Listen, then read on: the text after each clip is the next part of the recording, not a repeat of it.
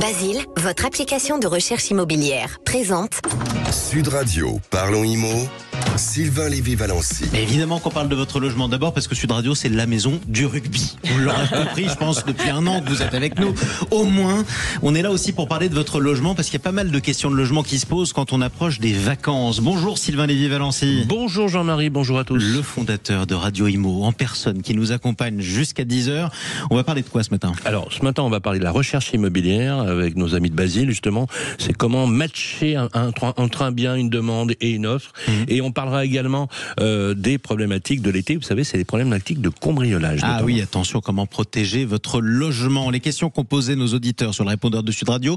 Bérénice de Villefloriot, bonjour. Bonjour Jean-Marie, justement, c'est les réflexes à avoir pour éviter de se faire cambrioler et ce qu'il faut faire si jamais on s'est fait cambrioler. Ah oui, ça c'est important aussi. On va parler du chantier du siècle également. Tiens, comment isoler son logement, Grégoire Darico ? Oui, bonjour Jean-Marie, vous nous l'aviez commandé la semaine dernière. On va parler des bouilloires thermiques, Jean-Marie. On parlera de climatisation, mais pas que. Et puis on fera le tour de France des biens coup de cœur. On ira à Libourne et au Mout. Oui, au Mout, c'est où le Mout ? Le Mout, c'est dans le Jura. Dans le Jura, ça c'est magnifique. Vous savez quoi ? Il y a des très bons produits dans le Jura. Mais allez, tout de suite, on commence par les infos de la semaine à retenir. C'est avec Bérénice de Villefloriot et Sylvain Lévy-Valency. Ma chère Bérénice, on a un programme des infos de la semaine assez sympa. Oui, alors la piscine, ça coûte cher d'en avoir une, mais ça peut booster la valeur de votre maison de 20%. Ensuite, on verra que le marché de l'immobilier reprend des couleurs selon les grands réseaux immobiliers. Qu'est-ce que ça veut dire ? Ça veut dire que les ventes reprennent enfin. Et pour finir, si vous avez envie de devenir propriétaire, je vous parle des taux de crédit immobilier pour l'été qui ne devraient pas baisser. Eh ben, puisque vous parlez piscine, on va aller se rafraîchir. Et oui, je voulais vous parler des glaces, mais dans une émission IMO, c'est pas terrible. En tout cas, si vous nous écoutez et que vous avez une piscine, sachez que vous faites partie des 3,5 millions de foyers qui en possèdent une, ce qui nous place numéro 1 en Europe et juste derrière les États-Unis. En revanche, si vous ne possédez pas de piscine, vous vous posez peut-être la question, Jean-Marie, voilà combien ça coûte une piscine enterrée. Eh bien, en moyenne, c'est assez cher, c'est entre 15 000 et 30 000 euros. Ah ouais. Pour une piscine de 25 mètres carrés. C'est la piscine ou la voiture, quoi, aujourd'hui. Ouais, exactement. Bon, en plus, ça coûte ce prix-là, mais il faut compter l'augmentation de la taxe foncière et puis il faut compter les frais d'entretien qui s'élèvent environ à 400 euros par an. Mais attention, c'est un investissement rentable parce qu'en fait, quand vous installez une piscine dans votre jardin, elle valorise votre bien. Ça veut dire quoi ? Ça veut dire qu'à la revente, vous revendez votre maison plus cher. Ça peut aller de 16 à 20% de plus-value. Sur une maison à 200 000 euros, ça fait combien ? Ça fait à peu près 32 000 euros jusqu'à 40 000 euros. Donc vous pouvez la revendre jusqu'à 240 000 euros. Bon, après, faut quand même avoir les moyens de sortir 30 000 euros de sa poche. Pour ceux qui ne les ont pas, eh bien, ils peuvent se tourner vers des mini-piscines. Non, mais c'est très en vogue, ça cartonne. C'est la tendance de l'année. Exactement, c'est moins de 10 mètres carrés. Et pourquoi ça cartonne ? Parce qu'il n'y a pas besoin de les déclarer. Vous savez, au fisc, on ne paye pas d'impôts, ça ne fait pas augmenter sa taxe foncière. Et puis l'entretien qui coûte aussi moins cher. Et on peut s'en sortir pour moins de 10 000 euros. Vous voyez, une piscine qui cartonne, elle coûte 7 000 euros. Et comme ça, Sylvain Lévy-Valency peut faire plus de longueur. Exactement. Ça a été fait pour ça.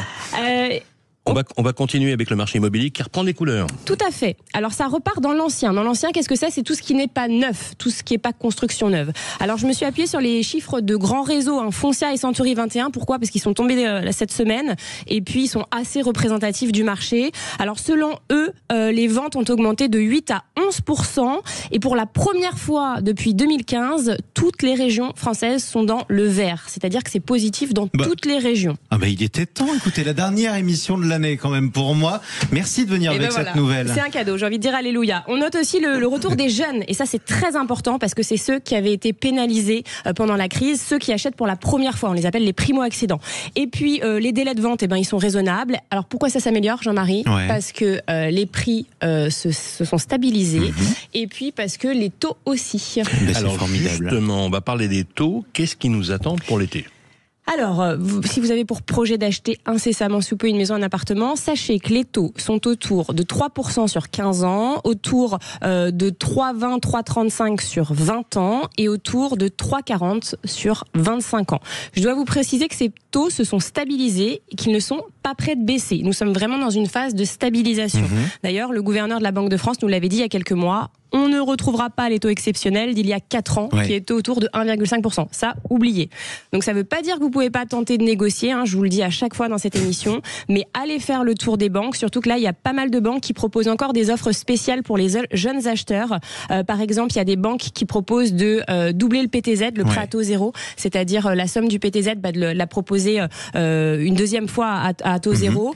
Et puis, surtout, préparez bien votre dossier. Parce que il faut aller voir le banquier avec un dossier béton et aller voir surtout plusieurs banquiers. C'est important de faire le tour des banques. Oui. Sylvain Lévy-Valency, écoutez, vous allez négocier tout simplement. Absolument. Merci beaucoup Bérénice de Villefloriot. On va vous retrouver dans quelques instants. On parle de votre logement, toujours dans quelques instants. On va parler de quoi avec votre invité? On va parler de la recherche immobilière en période d'été. Un vrai sujet. Comment chercher votre logement pour la rentrée? Voilà, avec l'application de Basile qui permet de faire du matching immobilier. Oui, c'est pratique. Écoutez, on va se retrouver dans un instant. Avant ça, un petit point quand même sur ce qui se passe en Nouvelle-Zélande. Jules Boscherini. Toujours 3-0 Jean-Marie en faveur de l'équipe de France, mais le protocole commotion de Sevuloni Rhys, l'ailier qui avait été remplacé par Damien McKenzie, est négatif. Alors McKenzie reste sur la pelouse définitivement. Eh ben écoutez, on est soulagés, c'est déjà ça en tout cas. Merci beaucoup. On continue à vivre ce match Nouvelle-Zélande-France en direct sur Sud Radio, la radio du rugby. À tout de suite. 9h27 sur Sud Radio, la radio du rugby. On file en Nouvelle-Zélande, ça a encore bougé, Jules Boscherini. Ça vient de bouger, c'est pour l'équipe de France. Ça fait 8-0 pour les Bleus. C'est Michael Guillard qui inscrit son premier essai avec l'équipe de France. 8-0 en attendant la transformation à Dunedin. Exactement, on fera le point. À noter qu'il y a quelques instants, un essai néo-zélandais a été refusé pour cause d'un avant, confirmé par arbitrage vidéo. Basile, votre application de recherche immobilière, présente Sud Radio, parlons IMO, Sylvain Lévy-Valency. Bon, écoutez, on va essayer d'aplatir dans la bonne zone avec vous, mon cher Sylvain Lévy-Valency. Vous cherchez un logement, ça tombe très bien. L'invité de Sylvain Lévy-Valency va vous aider à confirmer l'essai et à le transformer surtout. Absolument, merci Jean-Marie. Bonjour Anthony Arnold. Bonjour Sylvain, bonjour à tous. Alors vous êtes le directeur du développement de Basile France. C'est une application mobile pour acheter vendre un bien immobilier. C'est une application qui cartonne. On va parler ensemble de recherche immobilière. Alors vous connaissez la situation compliquée du logement en France. Quel est votre regard sur la situation? Est-ce que vous voyez une bonne dynamique? Alors, santé. Pardon. À vos souhaits. Ça peut arriver. Tiens, je profite de ce petit intermède pour vous préciser que l'essai a été transformé. Le score est donc de 10-0, si j'ai toujours compté. On est d'accord. 10-0 après la transformation de Nolan Le Garec. Allez, tout de suite, Sylvain Lévy-Valency. On n'est pas loin des résultats du rugby finalement. Alors comment ça se passe justement avec la dynamique en matière de recherche immobilière? Vous avez écouté le journal de Bérénice. L'immobilier reprend des couleurs. Comment vous percevez la situation actuelle? On est parfaitement aligné avec ce que dit Bérénice. C'est une analyse qui est juste et nous on le ressent aussi sur les recherches au quotidien et surtout sur ce dernier trimestre. Alors si on fait un point sur le marché, comme Bérénice le disait, on le sait tous, depuis 2023, il y a une baisse successive des taux. Baisse mais qui reste quand même infime par rapport à ce qu'on a pu connaître les années précédentes. Donc on constate sur ce deuxième trimestre 2025 une reprise de la recherche.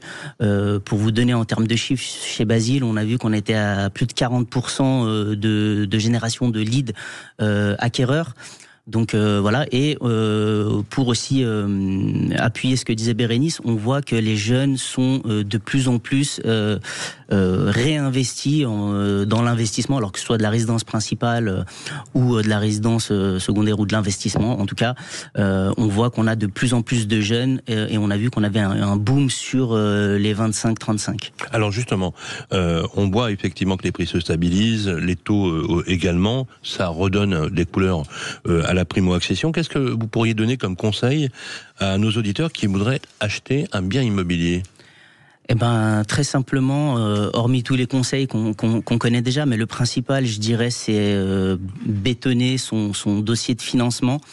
Aujourd'hui, c'est une nécessité, j'ai envie de dire, plus que jamais. On voit que les gens sont plus impliqués, font beaucoup plus attention à tout ce qui se passe. Donc, en termes de critères, d'éléments, je dirais le financement. Je dirais de prioriser ces critères. Et puis après le reste. Alors justement, on va parler des critères. Les critères qui sont recherchés, si on devait là très basiquement, j'allais dire très basilement, on pourrait dire les choses comme ça. Voilà, c'est quoi les premiers critères là ? Quand on est un jeune, première accession, donc la primo-accession, un couple, c'est quoi ? Qu'est-ce qu'on cherche ?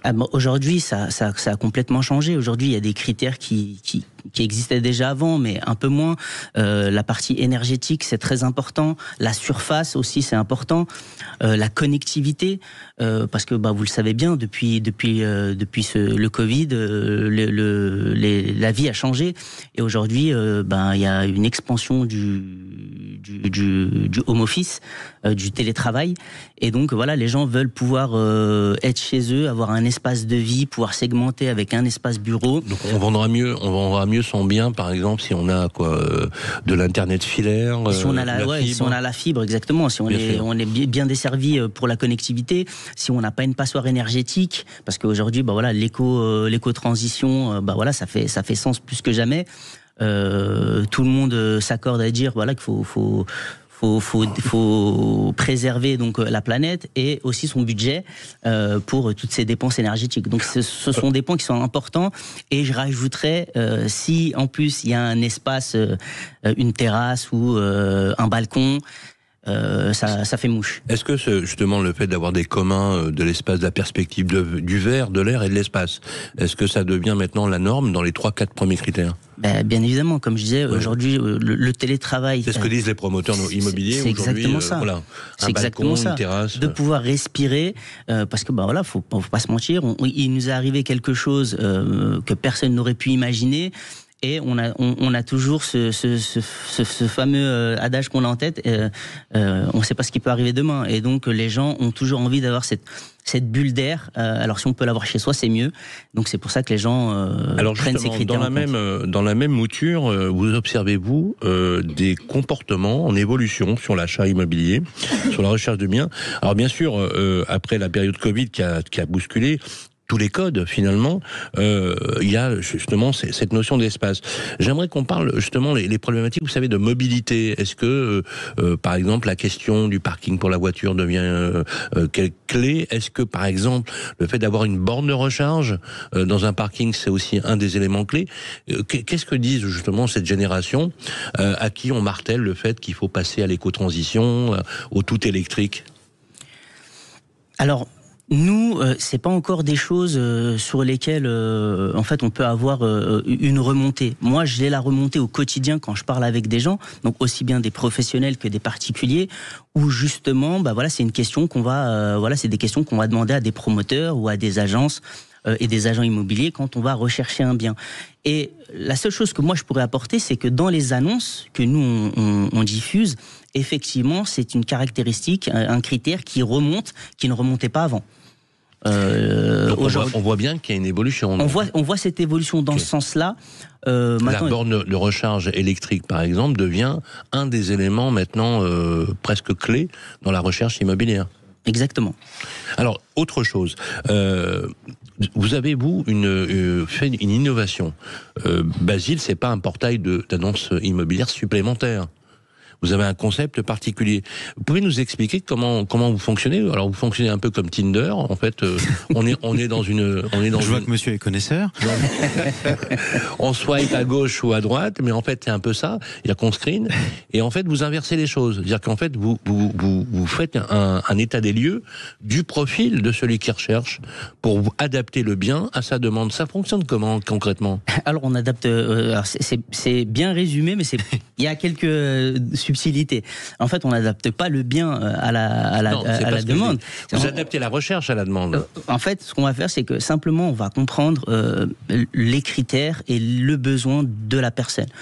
Aujourd'hui, autour de cette table, si on faisait une recherche similaire, donc un 100 mètres carrés de 4 pièces, il s'avère qu'autour, on est tous différents, on a tous nos affinités. Ce qui fait que pour les mêmes critères de recherche, on ne va pas forcément générer un coup de cœur sur le même bien. Et l'application le comprend. Ce qui veut dire que moi, si j'aime, mais comment elle le comprend ?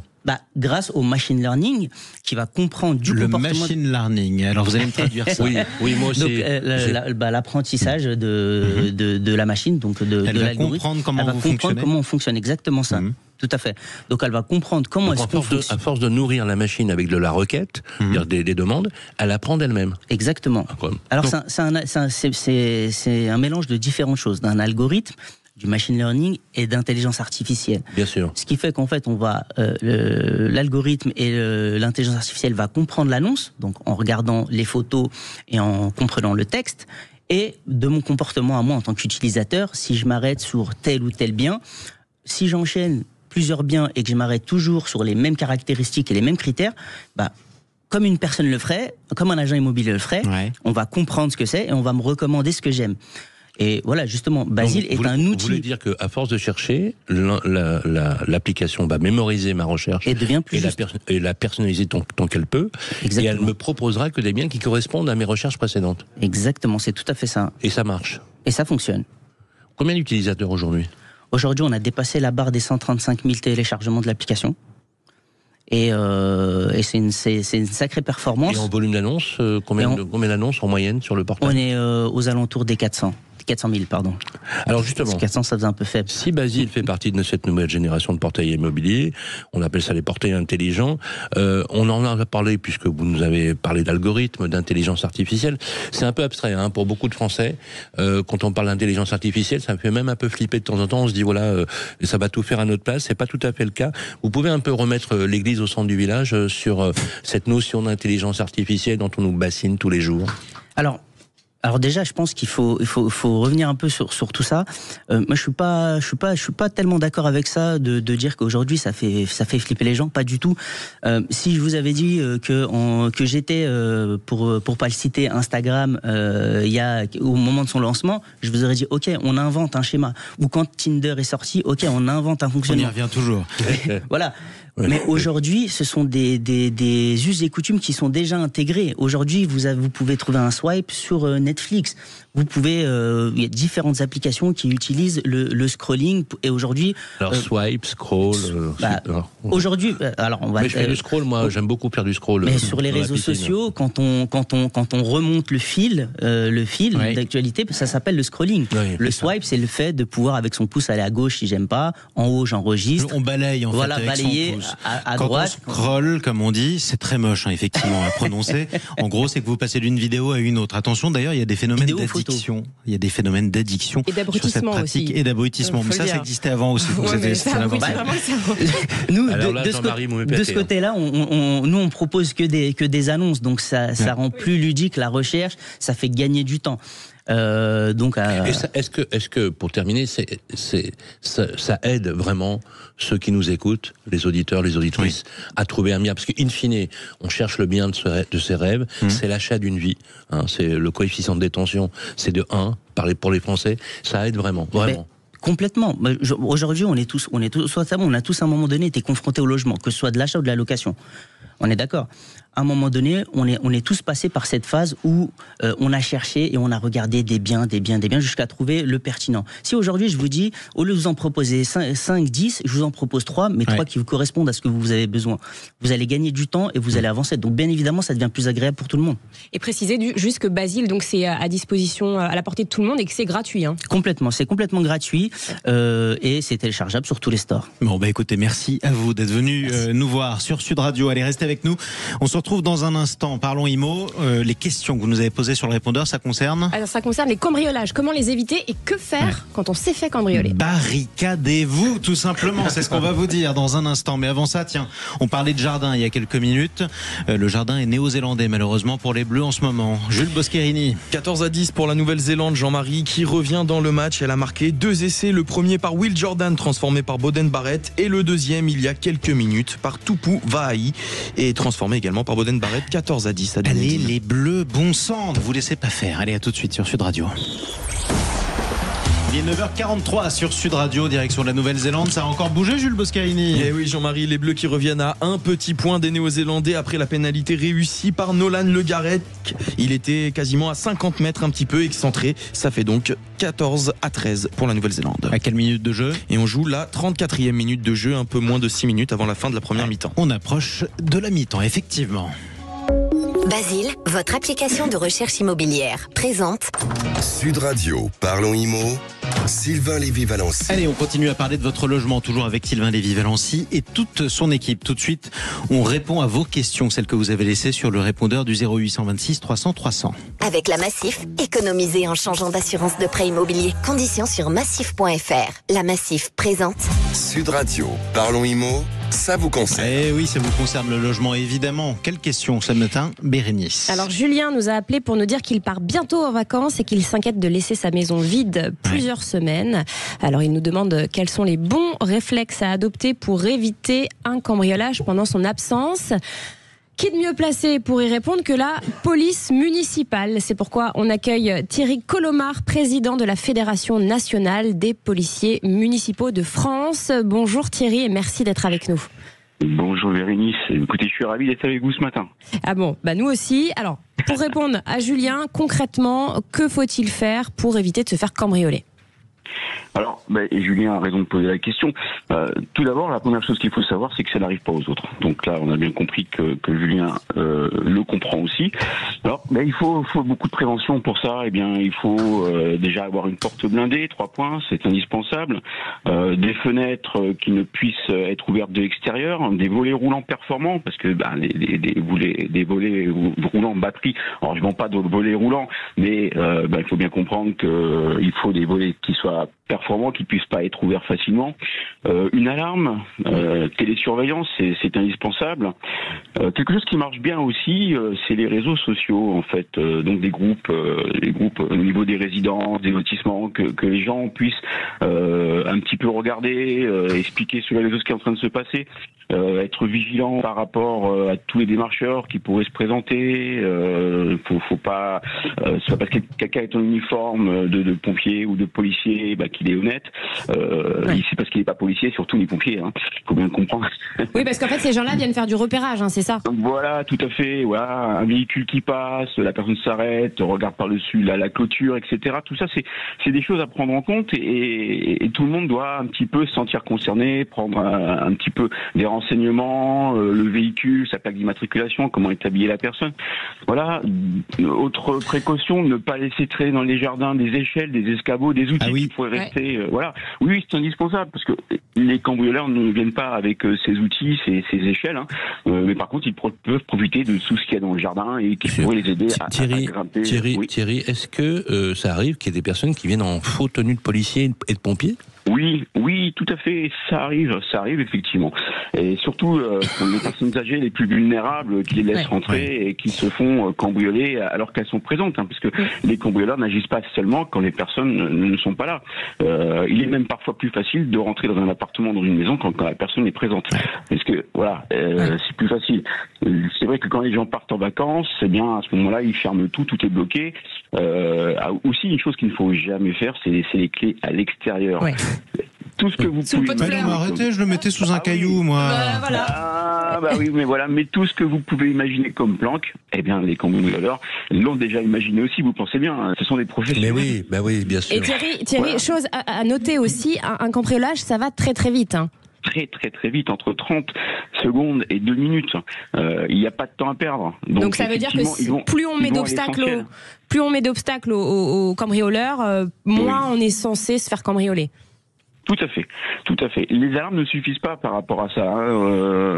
Ils vont rentrer, ça va sonner, ils vont avoir le temps de prendre ce qu'ils ont à prendre et partir. Alors ils vont pas prendre tout ce qui est gros objets, c'est très rare, la télévision, l'ordinateur, tout ça. D'abord parce qu'il peut être tracé, et puis aussi parce que c'est encombrant. Par contre, tout ce qui est petit objet, montres, etc., bijoux, voilà, tout ça. Donc les bijoux de grande valeur, faut pas les laisser à la maison, il faut les mettre dans un coffre. Et attention, le coffre encastré dans le mur, c'est ça? Oui, si on a un coffre à domicile, il faut qu'il soit encastré. Moi, j'ai déjà retrouvé à la campagne, dans des fossés, des coffres qui avaient été piqués dans la nuit dans des résidences et Et la personne ou les cambrioleurs, pendant la nuit, à l'abri dans la campagne, voilà, ils l'ouvrent et puis voilà. Thierry, donc là, c'est juste, pareil. si on s'est fait cambrioler, qu'est-ce qu'il ne faut pas faire, surtout? Ne rien toucher, ne rien ranger.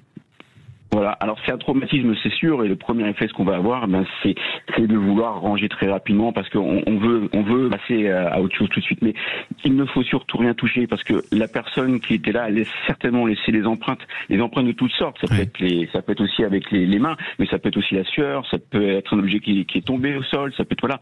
Donc il faut toucher à rien. On fait le 17, on appelle les forces de l'ordre ou la police municipale qui, en attendant, les forces de l'État pourra déjà geler les lieux.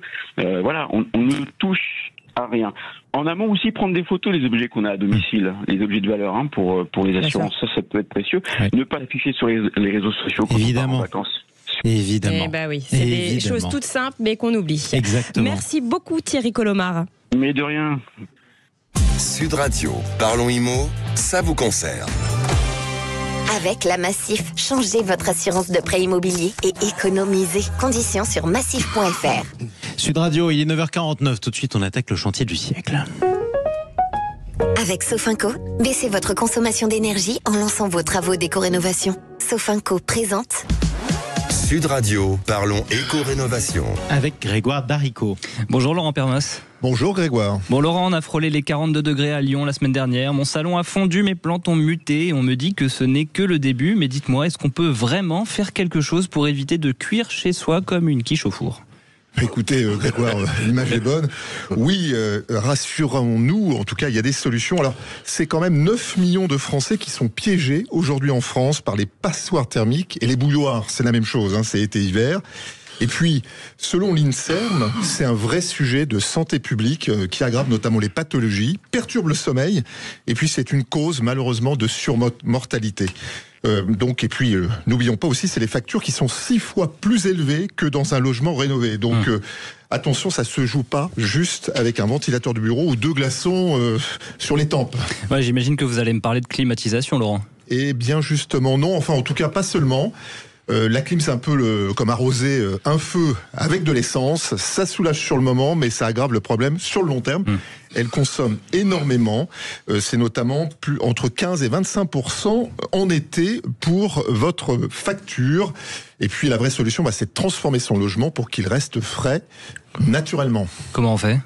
On parle surtout d'isolation thermique, en fait. On en a souvent parlé, mais en version été. On a une confusion, c'est l'hiver, il faut isoler, mais l'été, on oublie. Et donc en France, on a beaucoup axé la rénovation énergétique sur la chaleur hivernale. Donc on a plus de bouilloires que de passoires. Exactement, alors que c'est la même chose, en fait. Il faut penser au confort d'été. Oui, en fait, c'est ce dont Bérénice parlait la semaine dernière quand elle mentionnait les bouilloires thermiques. Exactement. Donc c'est une bonne isolation avec un peu comme une bonne glacière, si vous voulez. Elle garde la chaleur dehors en été et dedans en hiver. Exactement. Voilà. Un toit, par exemple, c'est 30% des surchauffes. Un toit mal isolé, en tuiles. Ça peut transformer votre appartement en fait en four solaire. C'est une cocotte minute, quoi. Exactement. En isolant les combles, on peut gagner jusqu'à 7 degrés en fait. En moins. On peut se rafraîchir de 7 degrés en isolant son toit. Exactement. Bon, alors moi, je suis en appartement au 3e étage sans balcon. Je fais quoi ? Écoutez, on peut agir quand même. Grégoire. Vous êtes prié de cuire en silence. Voilà, donc les volets, les stores extérieurs, ça paraît un peu bête, mais les fermer les volets avant que le soleil tape, c'est véritablement redoutable. Et puis, le vitrage en plein soleil peut faire entrer 10 fois plus de chaleur qu'un mur. Voilà, donc vous pouvez aussi installer un brise-soleil ou des films solaires sur les vitres, c'est très efficace. C'est quoi un brise-soleil ? En fait, c'est tout simplement, vous savez, cette petite pellicule que vous mettez sur vos vitres. Un film qui obscurcit la fenêtre. Qui va en fait renvoyer les UV pour qu'il ne transforme pas votre salon en solarium. Et puis Laurent, on parle beaucoup de végétalisation. Est-ce que accrocher des plantes sur sa façade, c'est efficace ? Oui, tout à fait. Alors en plus c'est joli. Donc les plantes, c'est pas qu'une déco, elles transpirent en s'évaporant, puis elles rafraîchissent l'air. Donc une façade, en tout cas végétalisée, peut faire baisser la température d'un mur jusqu'à 5 degrés. Énorme. Voilà, donc si vous avez une cour, une terrasse, on remplace le béton par des surfaces claires ou des plantations, et le béton, là aussi, attention, accumule énormément la chaleur et les plantes l'absorbent. Donc on peut éviter de finir à moitié nu sur son carrelage au mois d'août. Oui, ça évite aussi de ruiner votre facture d'électricité avec la clim, hein, n'oubliez pas, hein, c'est 25% d'augmentation de votre facture pour l'été, c'est du confort, et puis c'est un vrai bouclier thermique, que ça soit pour l'hiver ou l'été. Et puis on n'oublie pas, tout ça peut se financer. Oui. On commence par un audit énergétique, ça se finance notamment pour l'isolation des combes, des toitures, des murs extérieurs avec MaPrimeRénov', hein, les C2E, les certificats d'économie d'énergie, l'éco-PTZ et puis les aides locales. PTZ, voilà. Donc, et on n'oublie pas de regarder sur Internet, en fait, France Rénov'. Vous avez l'ensemble des informations pour ces aides et pour éviter de finir en cocotte minute. Merci beaucoup, Laurent Pernas. C'était cuit à point. Sud Radio, parlons éco-rénovation. Avec Sofinco, lancez vos travaux d'éco-rénovation pour baisser votre consommation d'énergie. Allez, il est 9h53 sur Sud Radio, l'heure du Tour de France des biens coup de cœur. Cette fois-ci, où est-ce qu'on part acheter ? On va d'abord à Libourne parce qu'on y était hier avec Sylvain. On avait trouvé ça très sympa. Ouais. J'en ai profité pour m'intéresser à son marché de l'immobilier. Une pensée amicale à son maire très sympathique également, Philippe Buisson. Cette semaine, je vous ai trouvé une maison de ville très charmante, proche des commodités. Une maison qui se compose d'une entrée, d'une cuisine, d'un séjour et d'une chambre au rez-de-chaussée. À l'étage, un espace nuit avec 2 chambres et une salle de bain. Petit plus, un jardin, idéal par les temps qui courent. Une maison parfaite pour des primo-accédants, nous dit l'annonce. Le diagnostic de performance énergétique est de E. Prévoyez donc quelques travaux de rénovation énergétique. Notre ami Laurent sera ravi de bien vous conseiller. Une belle opportunité mise en vente par Guy Hockey au tarif de 121 500 €. Allez, on continue à voyager, direction le Jura, c'est ça ? Oui, parce que pour notre deuxième bien, j'ai pensé canicule, mon cher Jean-Marie. Je me suis demandé quelle était la ville de France la plus fraîche. Eh bien, figurez-vous qu'on va dans le Haut-Doubs, direction Le Mout, une commune de 1000 habitants environ, quasi frontalière avec la Suisse. Elle est donc connue pour être la ville de France la plus froide. Il faisait 40 et partout en France, et au Mout il faisait 25 degrés. C'est pratique, voilà. Pas besoin de s'isoler. Oui. Exactement. Donc je vous ai trouvé un bel appartement dans un cadre naturel et paisible qui se compose de 3 grandes chambres d'une pièce de vie de 45 mètres carrés avec 2 caves, 2 places de parking, mis en vente au tarif de 236 000 € par IAD France. Merci beaucoup Grégoire Darico. Merci à vous tous. Merci C'était Jean-Marie. une belle saison sur Parlons Immo avec vous. Évidemment, on vous souhaite à tous de belles vacances. Vous revenez samedi prochain en compagnie de Laurence Garcia, Sylvain Lévy-Valency. Non, c'est fini pour nous aussi, Jean-Marie. C'est notre vacances. Ben oui, c'est notre dernière. On va se retrouver à la rentrée avec un autre format. Mais écoutez, exactement. On sera très content de vous retrouver, Sylvain Lévy-Valency. Et vous tous, je rappelle quand même que cette émission est rediffusée mardi prochain à midi sur Radio Immo, bien sûr. Voilà. Et d'ici là, vous pouvez la retrouver en podcast sur sudradio.fr. Sud Radio, parlons Immo. Sylvain Lévy-Valency. Avec Basile, votre application de recherche immobilière. J'étais trop pressé, ça arrive. Un petit mot sur le score. Nouvelle-Zélande-France, Jules Boscherini. C'est la mi-temps à Dunedin. C'est la Nouvelle-Zélande qui a remarqué un essai à la toute dernière seconde par Jordi Barrett en coin, transformé par son frère Boden. 21-13 à la mi-temps pour les All Blacks. Donc 21-13 à la mi-temps pour les All Blacks. La suite de vos programmes à l'écoute de Sud Radio. Eh bien, dans quelques minutes, on parle auto. On va prendre la route avec Jean-Luc Moreau. Bonjour. Bonjour Monsieur Jean-Marie, c'est quoi l'événement sportif du week-end ? L'événement sportif du week-end, c'est le Tour de France. Ouais, non, vous allez me dire c'est le rugby quand même. Non, c'est le Tour de France. Et moi je vais vous dire, non, 236 000 spectateurs, c'est le Mans classique. Ah oui, ça c'est beau aussi. Voilà. Mais bon, ça c'est pour les collectionneurs, c'est pas seulement pour les sportifs. Non, vous pouvez y aller voir des belles auto-tournées. Ouais. Je sais pas s'il y a des modus, vous regarderez sur la liste des inscrits. Ben, en tout cas, vous savez quoi ? Vous la trouverez pas à la Fourrière, parce que les modus, elles respectent le code de la route, elles le connaissent, elles. C'est pas le cas de tout le monde sur cette antenne, manifestement. Jean-Luc Moreau, je vous souhaite une bonne émission. On vous retrouve avec Laurence Perrault juste après les infos de 10h sur Sud Radio. Le reste de vos programmes, l'affaire dans l'affaire, que vous retrouverez en compagnie de Stéphane Simon et de toute son équipe. On va vous parler de l'affaire Tiffaine Véron, la disparue que le Japon ne veut pas retrouver. Et puis évidemment, on va parler de sport sur Sud Radio dans la journée, bien entendu.